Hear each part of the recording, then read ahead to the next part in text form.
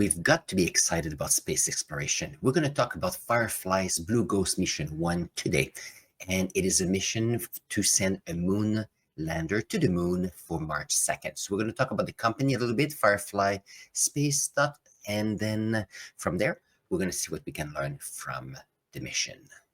Firefly Company is an interesting company. It is looking into competing with SpaceX, but not as a large-scale company, as much as a smaller scale where they can send to space a payload in a quick turnaround. I know that in the last 6 months to a year, they had the record-breaking at 21 days plan to go from planning, loading, and sending into space a rocket, and that was brought down to 24 hours in the last six months from my research. Now, keep that in mind. Imagine if you had to send something very quickly into space and have a 24-hour turnaround. That would be amazing. Now, they're looking into sending equipment into space, but imagine, for example, if there was an issue at the space station, for example, an issue where they had to send something to the moon or something like this. Anyway, that is an interesting company, and we're going to talk about its Blue Ghost mission today. So let's look at a live update of what's happening with that mission. Now, this is an amazing little map here from Firefly Aerospace showing us that right now we are on stage 10. So I think it's the 13th. It got closer to the orbit around the moon. Now, if you look here, we had the launch on January 15th with the SpaceX. We had signal acquisition. We had some engine calibration, Earth's orbit phasing, so that here we were able to leave the Earth's orbit. Now, some of you will say, why would we want to spend that much time around the Earth? Well, there's a few things. First, it allows to make sure that the rockets is going well and the mission is going well as well. Secondly, by doing several orbits around the planet, it allows for the increased acceleration using the Earth's gravitational field, so that it takes less fuel to go to the moon. So here it was sent for the lunar transit, and here we are on lunar capture orbit. Now, here and there, in order to minimize the use of fuel, it's going to go into orbit. And I think they're going to spend about 6 days or so, and then they will bring closer and then have a landing. Now, the landing is planned for March 2nd. And I was wondering why March 2nd is that I was looking at the NASA information here. And at NASA, they mentioned that one of the reasons is that we have March 2nd landing correspond for a local sunrise with the local sunset plan for March 16. So that means that they want to plan for the daytime. So when it's full moon, so to go from the new moon to the full moon to the decrease to a new moon. And the reason for that is to allow for maximum light from the sun for the mission. So from what I hear, the mission is planned for one lunar day or lunar daylight period of 14 days. But I know that the company is planning for work to happen during the nighttime, because the issue with that is that it's going down in temperature very rapidly and for a long period of time. And that is hard on the equipment. But they are working on being able to work during the daytime, the lunar daylight, and the lunar nighttime. So let's see what else we can learn from that mission. So I was looking at the different missions or different goal of the company, and here are a few things. First of all, they are using their launch pads and rockets so they can rapidly send into space payload. So here, payload for the low altitude to the space station, for example, or send small CubeSats. Now, they also have Alpha project or Alpha rockets to send in space hosting and services so further from the Earth, but closer to the moon, and also to have optical crosslink. And the idea here is to be able to increase communication capabilities between the moon and the Earth.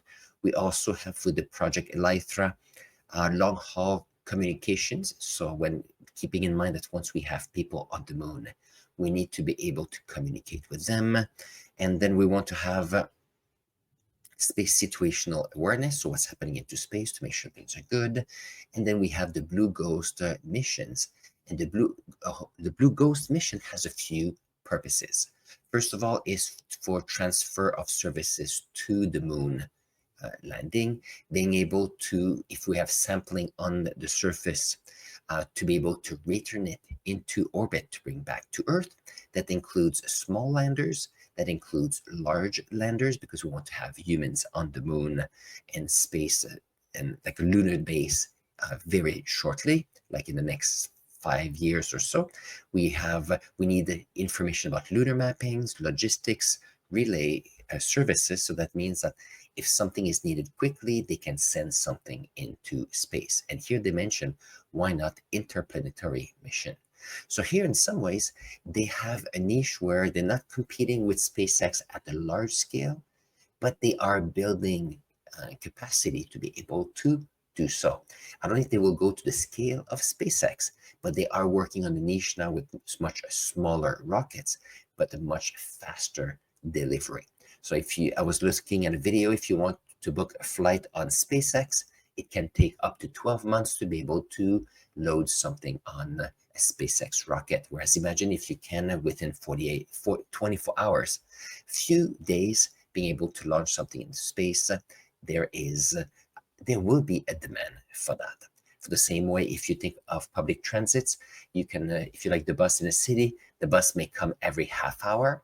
However, some people will say, well, I'm willing to wait for the bus, or I would rather call Uber so I can have someone come and pick me up to go somewhere much more rapidly. So there's a market on that, and we'll see what happens. I was looking at some pictures from the Blue Ghost mission, and here it dates back on January 9th. Look at this, we have here the Blue Ghost Mission 1, and look at the group right here. Quite proud of their project. So here we have Blue Ghost mounted on on the rocket here on Falcon 9. It was on January 10th because on January 15th there was the launch. Let's see if we can see some pictures. Oh, look at this. So we have here the Ghost Rider, which is the lander that will land on the moon on March 2nd. And look at the path of this SpaceX Falcon 9 rocket. Amazing. So here's a photo from the, let's see, from the Firefly Blue Ghost lunar lander. There we go. This is a photo of the Earth, and they have sent us many photos, and that's beautiful. And now on May 13th, you could see we are going further from the Earth because very close, like a few days ago, it was able to get closer to the moon. Look at this picture right here. And here we have the Blue Ghost mission. And look at the moon we have right here. And that was on February 14th, which was yesterday. Now, keep in mind that several companies have paid the Firefly Aerospace to send different experiments to the moon, and that was one way to get more money for the project. So here, electrodynamic dust shield to see how dust is moving on the planet. So here, lunar environmental X-ray imager, that is to see how the sun, the solar wind is interacting with the Earth's magnetosphere, which will be interesting. We have also, let's see, is it this one? Let's see, there's something about the sounder. Give me a second. This one is amazing too. So here we have a reflector. It's a cube like this, and it is to see the distance. We sent a laser to the lander, and the laser will come back to us to see the distance between Earth and the moon. That will allow us to see that distance, but also to help in the long run with cryptography of the moon with the third dimension. So I think that is a fun little project. We also have here, it's this one right here. So for this experiment here with lunar experimentation for subsurface thermal exploration with rapidity, the idea here, they're going to use pneumatic drills to drill holes of 2 to 3 meters in the regolith. And the idea here is to see how the heat is being dispersed or moving. So it's like a heat capacity of the regolith.